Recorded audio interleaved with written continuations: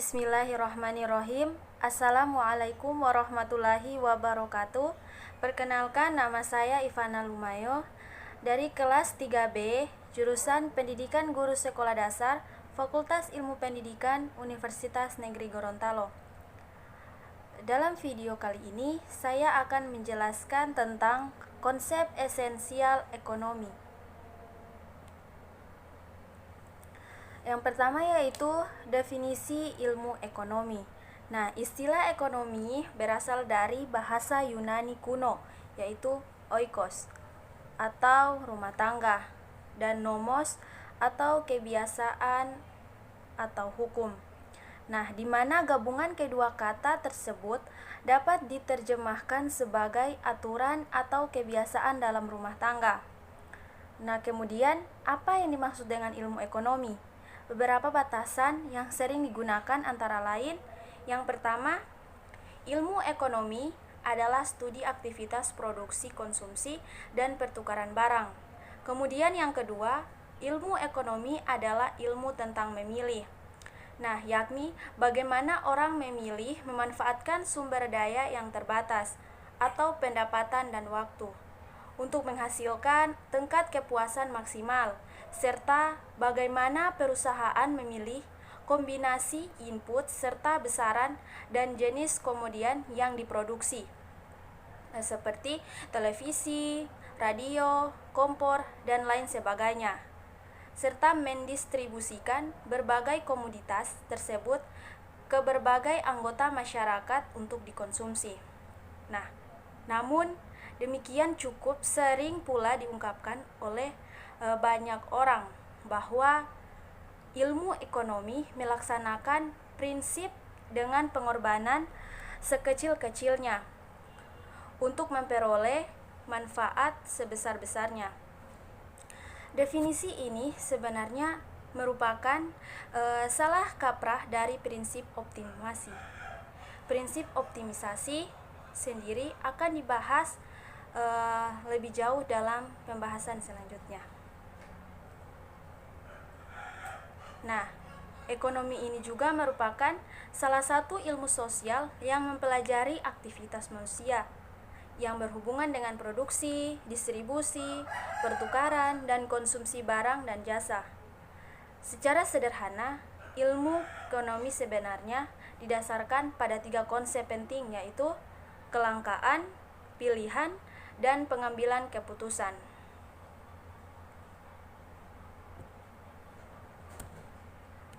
Kemudian yaitu 2 pertanyaan besar dalam ilmu ekonomi. Nah, 2 pertanyaan besar yang kerap kali muncul dalam ilmu ekonomi terkait dengan yang pertama, bagaimana dengan sumber daya terbatas dan dihadapkan pada pilihan-pilihan yang ada, diambil keputusan tentang apa, bagaimana, dan untuk siapa barang dan jasa diproduksi. Kemudian yang kedua, kapan pilihan-pilihan yang dibuat dalam rangka memaksimalkan kepentingan pribadi sekaligus juga mampu melaksanakan kepentingan sosial. Yang pertama yaitu tentang apa, bagaimana, dan untuk siapa. Apa yang diproduksi oleh suatu perekonomian? Setiap perekonomian memiliki banyak pilihan untuk jenis barang atau jasa yang akan diproduksi. Nah, namun demikian, dengan pemahaman bahwa setiap perekonomian memiliki keterbatasan sumber daya yang dimilikinya. Nah, maka tidak semua jenis barang atau jasa harus diproduksi sendiri oleh perekonomian tersebut. Nah, kemudian bagaimana barang dan jasa diproduksi akan menjadi pertanyaan selanjutnya. Misalkan suatu perekonomian memproduksi pakaian. Pertanyaan penting berikutnya ialah bagaimana memproduksi pakaian tersebut? Apakah dengan menggunakan tenaga kerja secara intensif atau lebih intensif modal? Kemampuan teknologi yang dimiliki tentunya juga sangat berpengaruh terhadap cara suatu produk dihasilkan. Setelah mengetahui bagaimana cara berproduksi, maka yang dilakukan selanjutnya ialah untuk menentukan siapa barang dan jasa tersebut diproduksi, untuk siapa. Nah, apakah untuk pemenuhan kebutuhan masyarakat lokal? Apakah untuk kebutuhan? Nah, kemudian yang kedua yaitu kapan self interest sejalan dengan social interest? Nah, salah satu pertanyaan Adam Smith atau tokoh ekonomi klasik yang sangat kontroversial ialah bahwa pada saat seseorang mengejar kepentingan pribadinya, maka social interest akan tercapai. Ternyata tidak semua ekonom setuju dengan pernyataan Adam Smith tersebut, karena mereka berpikir kedua hal ini kontradiktif. Jadi, pertanyaan besarnya adalah kapan dan mungkinkah self-interest itu akan menciptakan social interest atau kepentingan sosial. Nah, ilmu ekonomi mempercayai bahwa ketika seseorang mengambil keputusan terhadap sebuah pilihan, maka pilihan tersebut merupakan terbaik baginya. Paling tidak pilihan terbaik pada waktu seseorang mengambil keputusan. Namun, seringkali ketika mengambil keputusan tersebut, seseorang tidak berpikir panjang tentang pengaruh keputusan tersebut terhadap orang lain. Sebagai contoh, suatu ketika kita memutuskan untuk membeli makanan.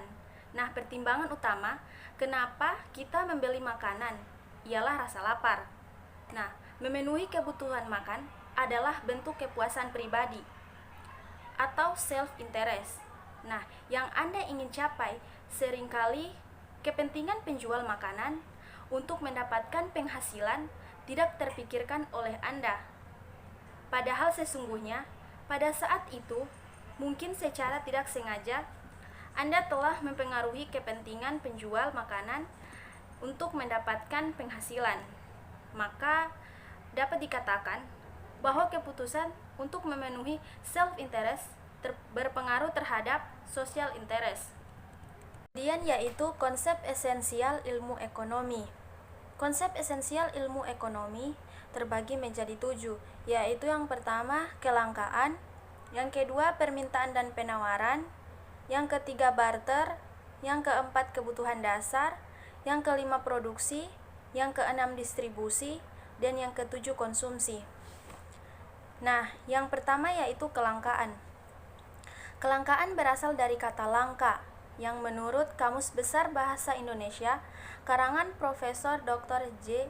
S. Badudu dan Profesor Sultan M. Zain, berarti jarang, sukar didapat, jarang ditemukan karena sangat sedikit. Jadi, dalam hal ini, kelangkaan bisa diartikan sebagai keadaan yang menunjukkan sukar didapatnya sesuatu ini karena jumlah yang terbatas. Nah, prinsip kelangkaan menyebutkan bahwa kebutuhan manusia itu tak terbatas, sedangkan sumber daya untuk memenuhi kebutuhan itu terbatas. Dari prinsip kelangkaan ini, muncullah ilmu ekonomi yang mempelajari tata cara manusia untuk memenuhi kebutuhannya yang tidak terbatas yang dihadapkan pada sumber daya yang terbatas, baik dengan uang maupun tidak. Nah, prinsip kelangkaan juga bisa menggambarkan nilai dari suatu barang atau jasa. Semakin langka barang atau jasa, maka semakin tinggi nilai barang atau jasa itu. Biasanya disebut dengan hukum kelangkaan. Hukum kelangkaan juga biasa digunakan. Yang kedua yaitu permintaan dan penawaran. Nah, hukum yang paling terkenal dalam ilmu ekonomi adalah hukum permintaan dan penawaran. Terciptanya permintaan di suatu masyarakat muncullah dari berbagai faktor pendorong.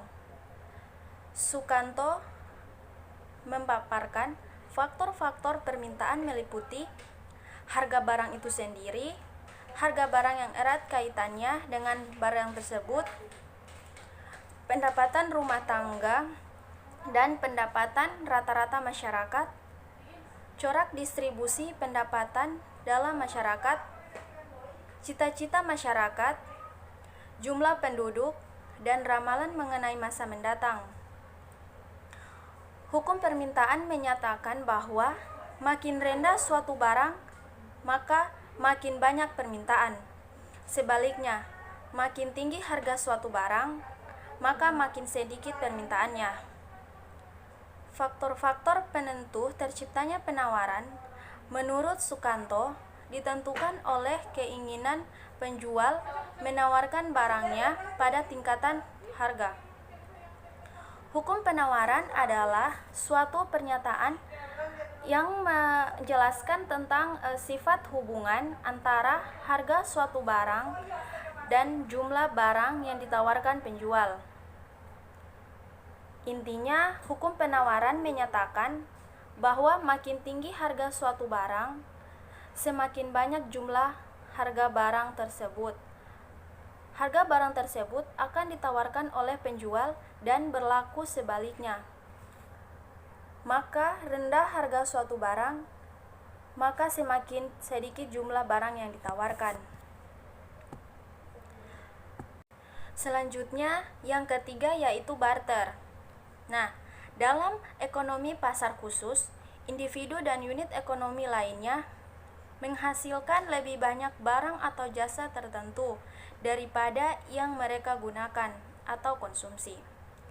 Untuk memenuhi kebutuhan mereka, untuk barang dan jasa, mereka harus pertukaran barang dan jasa yang mereka hasilkan dengan pekerja lainnya. Contohnya, seorang pekerja yang membuat komputer kebutuhan barang dan jasa perawatan medis, makanan, tempat tinggal. Seorang petani menanam padi untuk makanan, mungkin memerlukan komputer untuk membantu petani di bidang pertanian. Nah, mereka dapat secara langsung saling tukar-menukar. Dari contoh di atas yang telah saya jelaskan, itu termasuk salah satu barter, sering digunakan dalam masyarakat tradisional sebelum bentuk uang dikembangkan. Nah, karena barter adalah kurang mendukung dan tidak efisien, uang dikembangkan untuk membuat pertukaran antara pekerja lebih mudah dan efisien. Kemudian yang keempat yaitu kebutuhan dasar.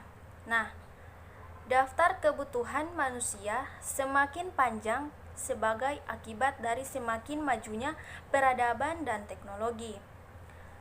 Definisi kebutuhan secara singkat adalah segala sesuatu yang diperlukan manusia dalam kehidupannya, yang bisa diperoleh dengan cara memiliki atau menikmati suatu barang atau jasa. Jadi, jika sesuatu yang kita butuhkan sudah berhasil kita peroleh, maka itu tidak bisa dikategorikan sebagai kebutuhan lagi. Kemudian, yang kelima yaitu produksi.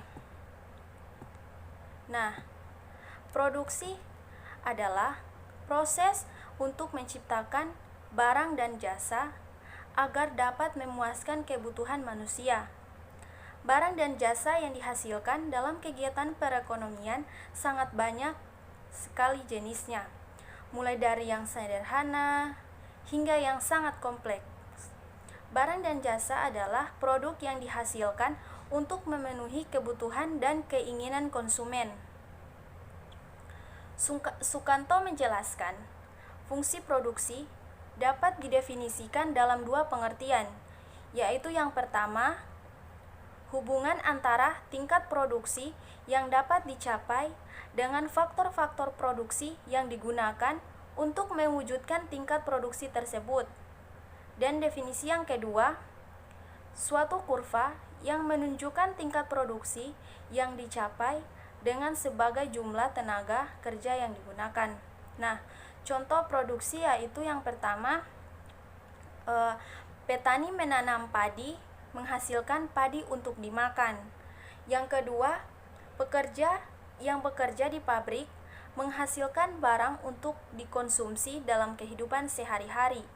Yang ketiga, tukang bangunan yang menyelesaikan pembangunan rumah pada prinsipnya sedang menciptakan barang dan jasa yang dapat digunakan dan berguna bagi konsumen. Yang keenam yaitu distribusi. Nah, distribusi adalah tindakan usaha yang dilakukan baik oleh orang atau lembaga yang ditunjukkan untuk menyalurkan barang dan jasa dari produsen ke konsumen. Untuk menjalankan fungsi distribusi, maka diperlukan saluran distribusi. Menurut Winata Putra, aluran distribusi ada dua, yaitu yang pertama distribusi langsung atau dari produsen langsung ke konsumen, dan yang kedua distribusi tidak langsung, yaitu dari pengecer ke konsumen dan dari produsen, grosir, pengecer, dan konsumen. Dalam aktivitas distribusi terdapat lembaga-lembaga distribusi. Sumat Majaya membedakan lembaga-lembaga distribusi terdiri atas yang pertama grosir. Nah, grosir yaitu pedagang perantara yang membeli barang dagangan untuk dijual kembali ke pengusaha lain atau konsumen. Yang kedua, agen, yaitu pedagang perantara yang tidak membeli dan memiliki barang yang mereka jual. Dan yang ketiga yaitu pedagang eceran. Nah, pedagang eceran yaitu suatu perusahaan yang membeli barang-barang dari produsen atau dari grosir, kemudian menjualnya kepada konsumen. Misalnya, toserba, supermarket, toko, dan lain-lain. Yang terakhir yaitu konsumsi. Setelah suatu barang diproduksi dan distribusi, maka kegiatan ekonomi berikutnya adalah konsumsi. Untuk mendefinisikan konsumsi, Sumat Majaya menjelaskan bahwa konsumsi merupakan tindakan pemenuhan kebutuhan atau tindakan pemenuhan kebutuhan atau tindakan menghabiskan, mengurangi nilai guna suatu barang atau jasa. Secara alamiah, kebutuhan manusia terdiri dari tiga, yaitu yang pertama, kebutuhan biologis atau makan dan minum. Yang kedua yaitu kebutuhan yang timbul dari peradaban atau kebudayaan, yaitu memiliki rumah atau hunian. Dan yang ketiga yaitu kebutuhan yang khas secara perseorangan.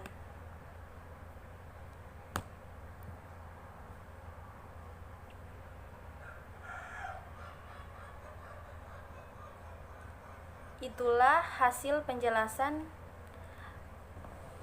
dari saya tentang konsep esensial ekonomi.